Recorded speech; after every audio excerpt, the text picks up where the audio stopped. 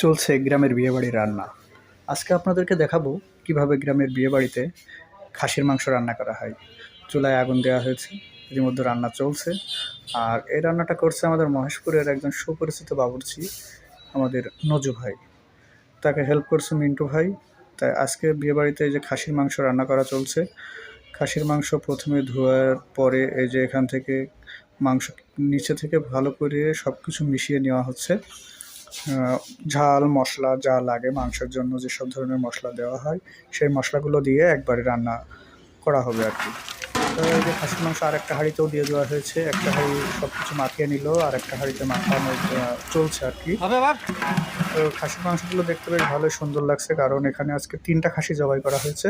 3টা খাসির মাংস অলরেডি সব কিন্তু কোটা হয়ে গেছে, ধোয়া হয়ে গেছে, এখন চুলাতে দেওয়া হয়েছে আর কি। তা এই যে আগুন জ্বালানো হচ্ছে, ওদিকে আরও মাংস ধোয়া চলছে। আর এদিকে 2টা হাঁড়িতে মাংস অলরেডি বসানো হয়ে গেছে, আর একটা হাঁড়িতে ধোয়া চলছে। এদিকে চুলার আগুনগুলো বেশ ইভাবে জ্বলছে, খুব জোরালোভাবে জ্বলছে, কারণ শীতকালের দিন আসলে আগুনের পাশে থাকতে অনেক ভালো লাগছে আমারও। এদিকে রান্নাবান্না চলছে, রান্না শুরু হয়ে গেছে। আর যে ইনি হচ্ছে বাবুর্চি। আর এপাশে আমি আসলে সবসময় একটু আগুনের কাছে কাছে থাকছি, কারণ শীতকালে বেশ আগুন দেখতে অনেক মানে এবং আগুন পোহাতে খুব ভালো লাগে। এই যে এখানে আপনার সব মশলা কাটা হচ্ছে এবং সালাদ কাটা চলছে বিয়েবাড়ির।